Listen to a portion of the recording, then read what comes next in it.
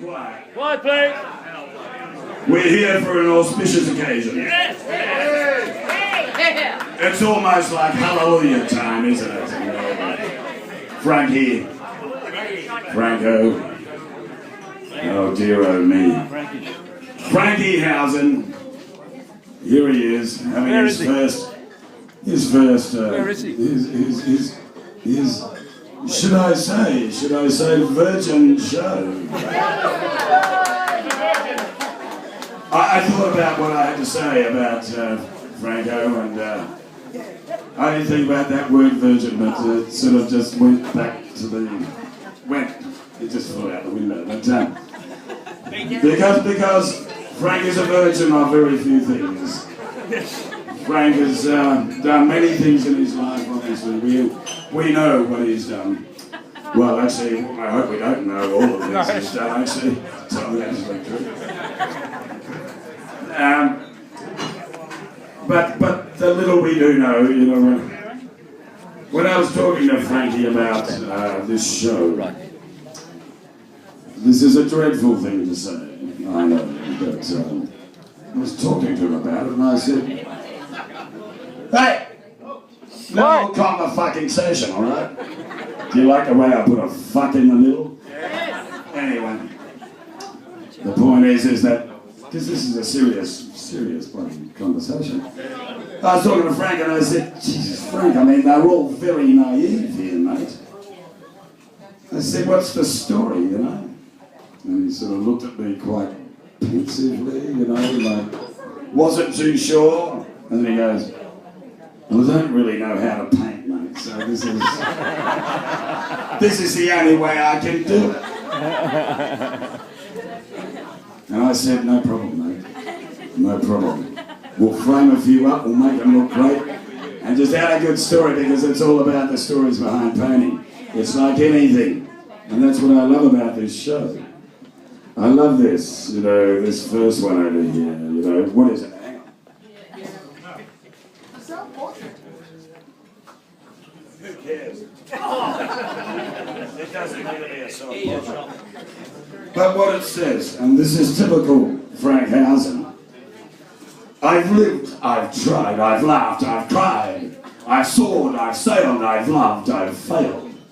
I've hit, I've missed, I've felt, I've kissed, I've hurt, I say, I've. And then on the other side, I've dreamed, I've stopped, I think this is the red side to the negative side. But the thing about Franco's paintings is like the man himself. They're a little different. They're amusing. They touch the heart, and they say something to you, which is actually a pretty nice thing. And that's pretty good. Anyway, he's a bit of a genius. You know, he does some great things. He's got Dream Lover coming up at the end of the year, so you know, you can buy anything tonight. He's a bloody megastar, so you know, they're cheap as shit. You know, get up there, buy one, come to me and bloody buy a few. He needs a few dollars until bloody Christmas, you know. Anyway, that's enough of me. What I need to do is to get young Richard up from. This is typical of Frank, you know. I'm on, you know, Jonny, Halliday, and then he's got the M.U.F.F man coming up. Come on, Richard. Where are you, Richard? Right here. Oh, there he is. The M.U.F.F man, Richard. He's a good man. I want what you're on.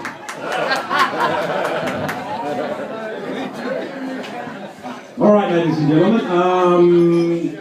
Frank Howson is a very special individual. I've known him now probably for about 25 years. When I was around 22 years old, I met him at the Melbourne International Film Festival, not M.U.F.F, the Melbourne International Film Festival of all places.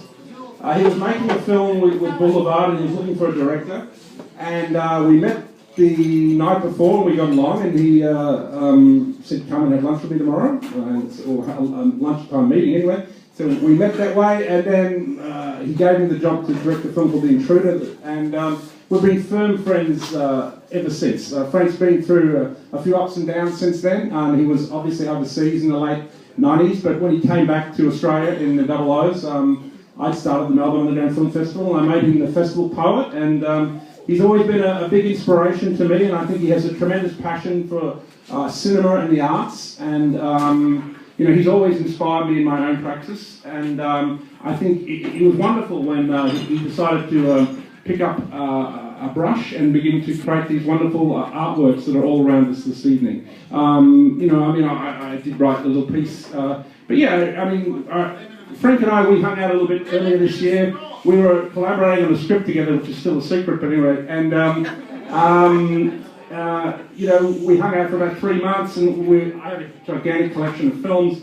We watched these films by Ken Russell on artists, and he's made these beautiful documentaries for the BBC. And one was on Henry Rousseau, who was the famous naive painter, who never sold, I think, one painting in his entire life. And he used to try to take his painting off to the gallery every day, and he was there with, but I think he sold one to Picasso. He realised he was a genius.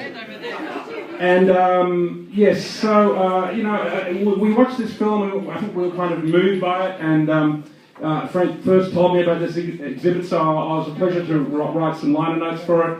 And you know, I present these paintings here to you all this evening. So put your hands together for Frank Howson, ladies and gentlemen. Come down, back to the words, the man himself.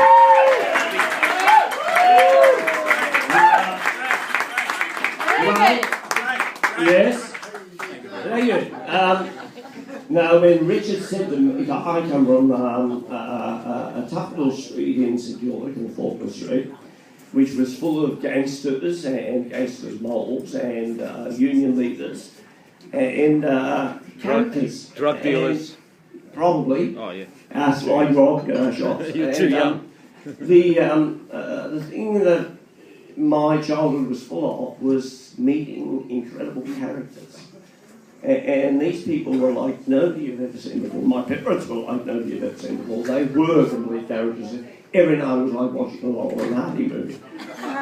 Anyway, so I grew up, I think, with a great love of characters, people who were different, people who were original, and people who told it like it was. And anyway, when I went to school, which was a great ordeal, I was good at 3 things. I was good at English, I was good at art, and I was good at religious studies.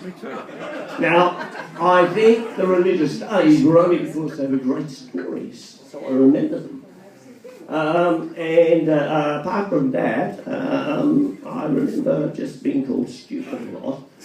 And I remember the headmaster called my mother to the school one day and said, "Can you explain to me why your son has the highest IQ in the school and the lowest grades?" I couldn't. Not good. I'm not good either. But the thing is, I think probably from a very early age I saw the world in a unique way, and that doesn't fit into the cookie cutter categories that people need to put you into. And so I had a very hard time with it. But I learned that being an outsider actually gives you a lot of strength, and certainly I think being an outsider in the arts gives you a unique point of view. And I found, you know, my favourite singers are not people who are technically brilliant, they're people who are totally individual. And when you hear them, you know that's them. And I've always admired people who were willing to stick their neck out and be original. And when Richard said to me that, you know, my paintings remind him of Rousseau, I thought that, you know, he was a man who invented the Rousseau. I mean, I didn't know, Big Patty, I don't know. But anyway, I'm pleased about that. You know, I think that anything you do, you know, I admire those painters who can paint, and it's so brilliant. They make it look like a photograph. I can't do that. And I think if you can't do that, your next best thing to do is to do something that's so totally unique that perhaps somebody else out there might look at it and go, yeah, that's how I see the world too. And in this business, I have usually had my greatest successes when people said to me, you can't do that. You're never going to get that person to star in your movie. Give up, or the worst cut of all, it's over, go home. So, you know, I'm somebody that, I guess, I don't take no for an answer, which probably, unless there's been rape charges against me. Anyway, no, sorry, that's a autistic moment. Anyway, you know, so I think that the important thing in this life is hold on who you are, be who you are. Don't be intimidated by other people or what's expected. Follow your own drum. It's a very hard path, but here we are, and it's lovely to share this evening with you. Thank you. Yeah. No, don't go away, because we've got Rhea. She's going to just read a poem and do something really nice. And then we're going to come back to me for a very quick little question and answer of Franco about a couple of his pieces, because I'm intrigued by his mind. But Rhea first. Thanks, Jonny. I couldn't get through to the bar. Can someone get me a drink? Just What would you like? litigation. Right. I'm ready. Well, Frank, has anyone ever written anything for you?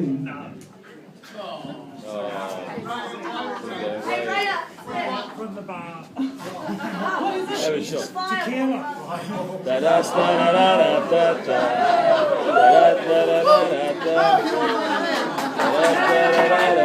Alright, that's good because I'll have a van cough. But I decided to come to this exhibition first before Frank, the quiet. international one.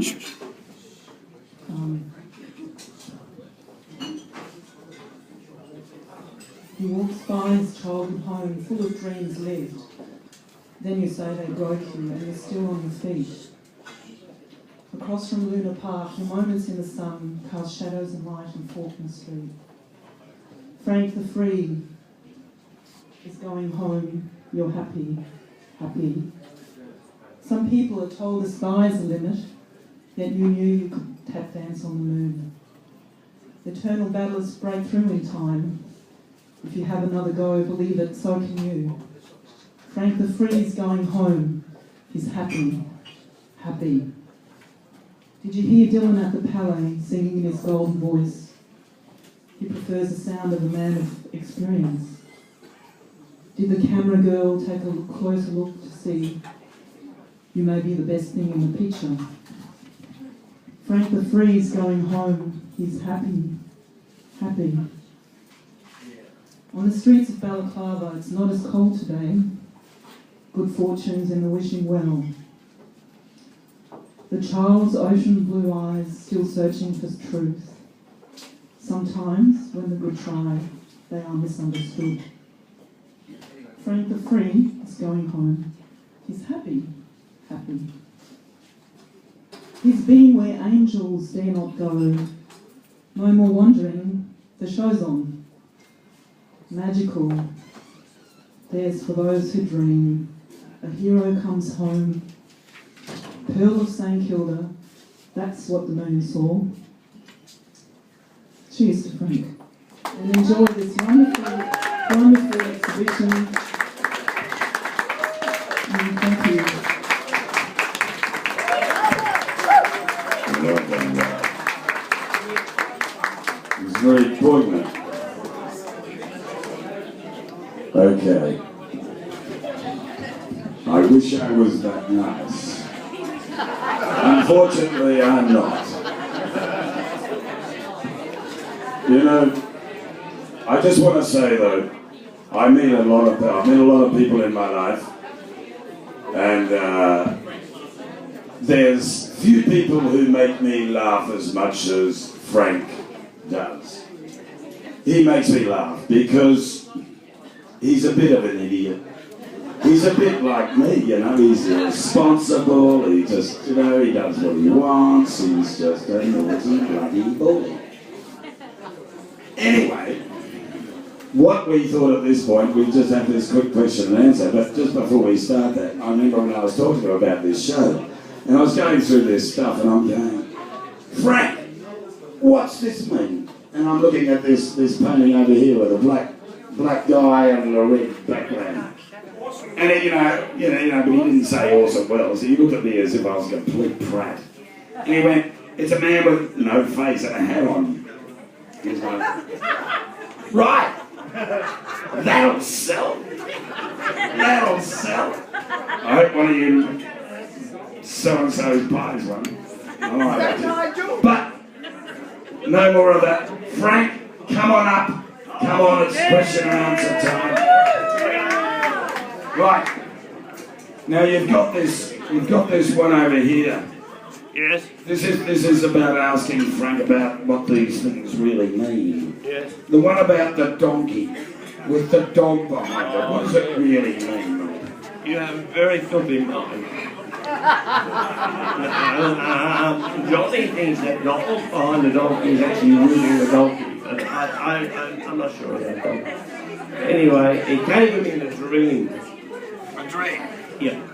Now I'm on medication, so it's good. And I think he's gone to G-rated bloody answers. When I asked him about it, I said, what's this about? And he said, well, have a good look at it. I said, that looks like a dog fucking a donkey. And he said, it is a dog fucking a donkey. I said, so what's it about? He said, it's my comment on bestiality. And I said, what do you mean? And he said, leave it to the animals. That's true, that's what he said, that's why it makes me laugh. Anyway, sorry, alright, obviously that wasn't terribly amusing. One more, and then we're, which one would you like to talk about, Frank? What's close to your heart, actually? I think it's up to you. Now, I must ask you, please be quiet. There'll be no more talking from us after this is over. So just shut the fuck up and let Frank have a chat. I'm here to tell you that this exhibition was totally exhausted me. After this, I'm going back to showbiz. Every time I came here and I gave Jonny a new painting, he'd go home and he said to me, go home and do another two. Two? This went on. Anyway, thanks mate, thanks for pushing me. But anyway, it's been totally exhausting, and these, well, I don't know what to say, these paintings are, I guess, how I see things, and the absurdity of life in a world gone mad.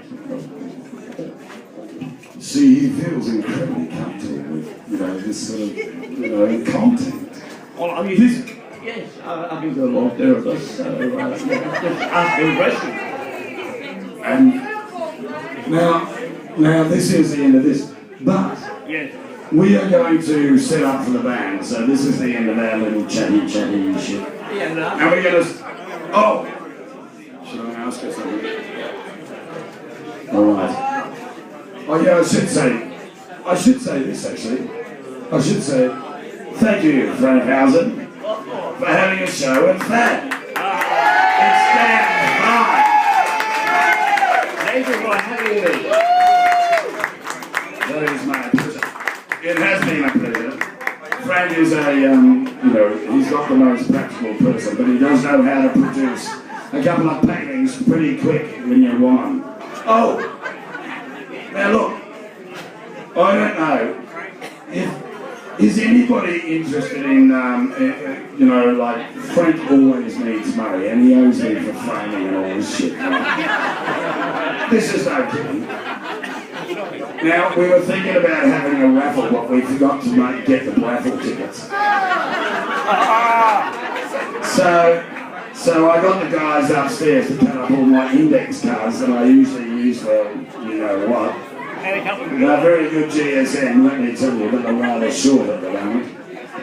But we were thinking about raffling off some paintings. What? Yeah, no, for $10 a ticket. You know, I'm serious. He just left the building. There they are.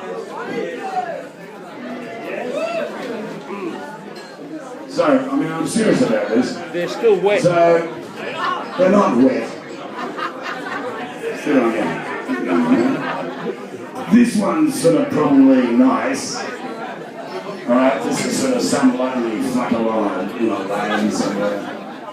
This one is definitely weird. This is, what is this called, Frank? The artist's pain. The artist's pain. It's like their brain is drooling out their left ear. Can you see the side? You know, it's like a fucking head, you know, the ears. Anyway, sure. Will anybody throw in $10? We've got to get at least, you know, 40 people who are going to be into this. So, for $10 each. So will everybody throw in $10? Well, then everybody throw in $10 when we come around. We'll do one first. Which one do we do first? This one? Right. Alright, we've got 50 tickets, so $10 each.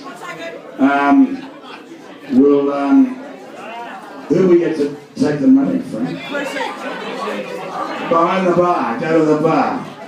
You got 15 minutes, I'll give you a quick once up and go to the bar. $10 a ticket. What? Chrissy, we need you to do this. Shut up, Justine. No, it's Miriam's reference. Put on the music, alright?